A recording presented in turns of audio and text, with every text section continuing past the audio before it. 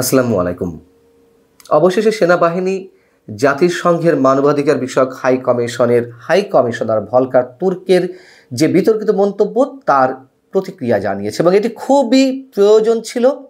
দর্শক, আপনারা জানেন গত 3-4 দিন আগে বিবিসির একটি পডকাস্টে ইন্টারভিউ দেওয়ার সময় ভলকার তুর্ক ভয়ঙ্কর একটি বিতর্কিত মন্তব্য করেছেন আমাদের সেনাবাহিনীর সম্পর্কে। তিনি জানিয়েছিলেন যে 5 আগস্টের রাজনৈতিক পট পরিবর্তনের আগে বাংলাদেশ সেনাবাহিনীকে তারা এই মর্মে সতর্ক করে দিয়েছিল যে যদি সেনাবাহিনী তৎকালীন আওয়ামী লীগ সরকারের দমন পীড়নে অংশ নিয়ে ছাত্র জনতার উপরে গুলি চালায় বা এই ধরনের কোনো কর্মকাণ্ডে নিয়োজিত হয় তাহলে শান্তিরক্ষী মিশনের তালিকায় বাংলাদেশের নাম থাকবে না।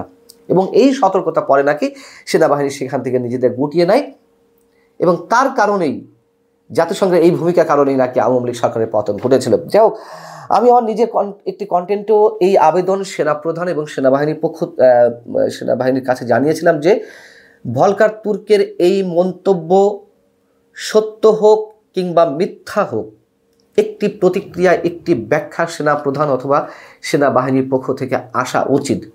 তার কারণ এটি সত্য মিথ্যা যাই হোক না কেন, যেটি ঘটুক না কেন, বিষয়টি অ্যাকচুয়ালি জাতিসংঘের বিরুদ্ধে যায়। কেন জাতিসংঘের বিরুদ্ধে যায় আমি সেই ব্যাখ্যায় যাব এবং এই মুহূর্তে সেনাবাহিনী যে প্রতিক্রিয়াটি জানিয়েছে তা জাতিসংঘের জন্য বরঞ্চ একটা চ্যালেঞ্জ হয়ে উঠল। সেনাবাহিনী তাদের ফেসবুক পেজে ভলকার তুর্কের মন্তব্য সম্পর্কে যে প্রতিক্রিয়াটি দিয়েছে তা হচ্ছে এরকম যে মানবাধিকারের তাৎপর্য যথাযথভাবে মূল্যায়ন করে এবং যে কোনো গঠনমূলক সমালোচনা গুরুত্বের সঙ্গে বিবেচনা করে সেনাবাহিনী।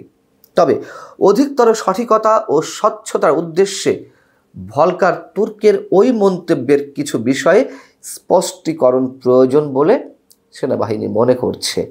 এখানে উল্লেখ্য যে বাংলাদেশ সেনাবাহিনী জাতিসংঘের মানবাধিকার বিষয়ক হাই কমিশনার থেকে এ বিষয়ে কোনো ইঙ্গিত বা বার্তা সম্পর্কে অবগত নয়। যদি এ সংক্রান্ত কোনো উদ্বেগ প্রকাশ করা হয়ে থাকে তবে তা তৎকালীন বাংলাদেশ সরকারকে জানানো হয়ে থাকতে পারে, সেনাবাহিনীকে নয়।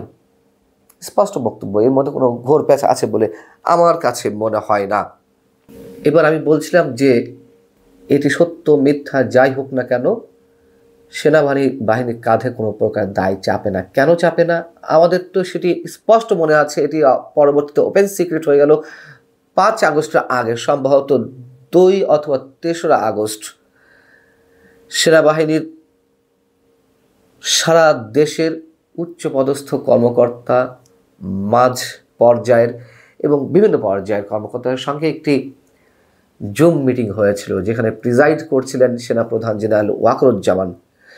সেই সময়ে উদ্ভূত পরিস্থিতিতে সেনাবাহিনীর কী করা উচিত তারা নিজেরাই সিদ্ধান্ত নিয়েছিল এবং আমি যতদূর জানি হাতে গোনা 2-4 জন সিনিয়র কর্মকর্তা ছাড়া বাকি সবাই শেখ হাসিনার ক্ষমতা হস্তান্তরের পক্ষে তাদের অবস্থান তুলে ধরেছিলেন, ছাত্র জনতার পক্ষে অবস্থান নিয়েছিলেন এবং সেনাপ্রধান জেনারেল ওয়াকরুজ্জামান সবার মতামতকে গুরুত্বের সঙ্গে নিয়ে তিনি তাদেরকে জানিয়েছিলেন তাদের এই মেসেজ HPM অর্থাৎ তৎকালীন প্রধানমন্ত্রীর কাছে পৌঁছে দেবেন এবং তিনি সেটি করেছিলেন।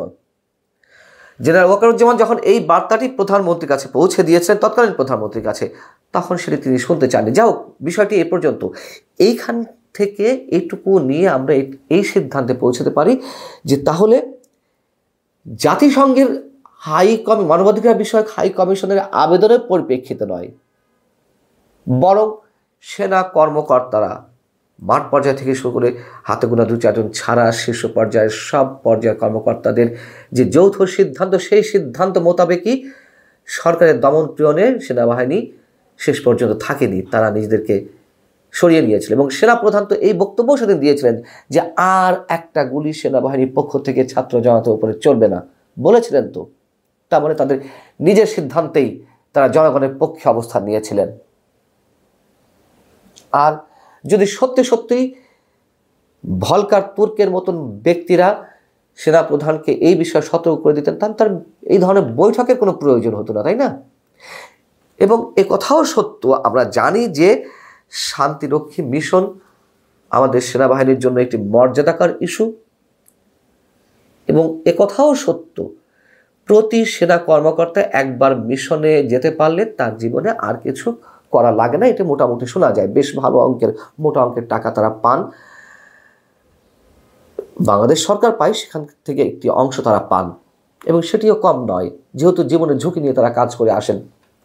সেই জায়গা থেকে এটি তো ওপেন সিক্রেট যে শান্তিরক্ষী মিশন যদি বন্ধ হয় বিশেষ কোনো পলিটিক্যাল কারণে কখনো, তাহলে সেনাবাহিনী তো নানান ধরনের দ্বন্দ্ব শুরু হয়ে যেতে পারে, এটি আমরা সবাই জানি। কিন্তু এই সব কিছু তো তখন আর কোনো ধরনের কোনো কাজে মানে তখনকার সিদ্ধান্ত নেওয়ার জন্য এটি বড় মুখ্য বিষয় ছিল না, বরং মানুষের পক্ষে তারা দাঁড়িয়েছিল। এবং বলছিলাম জাতিসংঘের জন্য এটি চ্যালেঞ্জ হতে পারে, এই জন্য চ্যালেঞ্জ হতে পারে। এখন সেনাবাহিনীর তো সেটি ফর্মালি তারা বলল যে না, এই ধরনের কোনো রিকোয়েস্ট বা সতর্কতা তাদের কাছে যায়নি। জাতিসংঘের যে কর্তা ব্যক্তি ভলকার তুর্ক এখন কী বক্তব্য দিবেন, এবং তাদের চোখ উল্টানোর স্বভাব তো যদিও আমরা জানি। আমি এই ধরনের একটি এক্সাম্পল এর আগের একটি কন্টেন্টও দিয়েছি, তারপরেও মনে করিয়ে দিই। 2007-এর 22শে জানুয়ারি তৎকালীন রাষ্ট্রপতি ডক্টর ইয়াজউদ্দিন আহমেদের যে তত্ত্বাবধায়ক সরকার, তাদের অধীনে একটি নির্বাচন হওয়ার কথা ছিল, আওয়ামী লীগ সহ অন্য রাজনৈতিক দল যেতে চাইছিল না। তখন জাতিসংঘের পক্ষ থেকে সেনাবাহিনীকে, মইনীয় আহমেদ তৎকালীন সেনাপ্রধানকে জানিয়ে দিয়েছিল বা জানানো হয়েছিল তারা যেন এই নির্বাচনে অংশ না নেয়। এবং এ কারণে বলছি, তারা সেই সময় লিখিত দিয়েছিল, জাতিসংঘের তৎকালীন মহাসচিব বান কি মুনের পক্ষ থেকে এই চিঠিটি এসেছিল। কিন্তু এইবার কি ভলকার তুর্ক যেই দাবিটি করলেন সেরকম কোনো ফরমাল চিঠি সেনাবাহিনীর কাছে গিয়েছিল যেখানে বর্তমান মহাসচিবের গুতরেস সাহেবের স্বাক্ষর রয়েছে? নিশ্চয় যায়নি। এবং যদি ওই ধরনের ফর্মালিটিস মেনটেন না করে এই ধরনের সতর্কতা দেওয়া করা হয়, তাহলে ভলকার তুর্ক অবশ্যই তার বিধিমালা ভঙ্গ করেছে, এই কথাও আমি বলেছিলাম। এবং 2007-এ জাতিসংঘের শীর্ষ পর্যায়ের কর্তা ছিলেন এই বাংলাদেশে রেনাটা লক-ডেসালিয়ান। এবং যখন মইনীয় আহমেদ নিজের কণ্ঠের উচ্চারণ করেছিলেন যে জাতিসংঘের পক্ষ থেকে এরকম একটি চিঠি এসেছে জাতিসংঘ মহাসচিবের, তখন রেনাটা লক-ডেসালিয়ান তারপরও তিনি অস্বীকার করেছিলেন চিঠি আসার পরেও। আর এখানে তো চিঠি নেই, তখন এই ধরনের কোনো সতর্কতা বা অনুরোধ জাতিসংঘ করতে পারে না। তারা শুধুমাত্র অবজার্ভ করতে পারে, মনিটরিং করতে পারে, করার পরে তারা রেজলিউশন এটা আনতে পারে যে অমুক দেশের সেনাবাহিনী এই কাজগুলো করেছে, তার বিরুদ্ধে কী করা যেতে পারে, সর্বোচ্চ এই।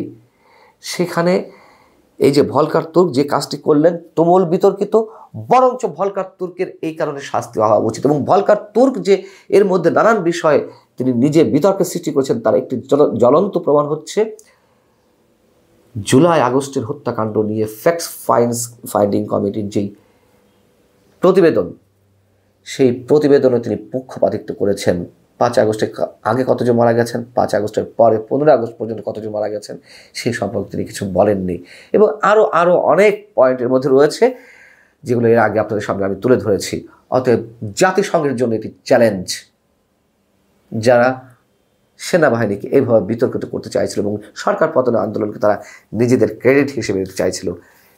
একথা আবারও বলে রাখি, ভলকার তুর্ক বিশেষ এজেন্ডা নিয়ে বাংলাদেশের পক্ষে বিপক্ষে কাজ করছেন জাতিসংঘের নির্দিষ্ট একটি আসনে বসে। আল্লাহ হাফিজ, ভালো থাকুন সবাই।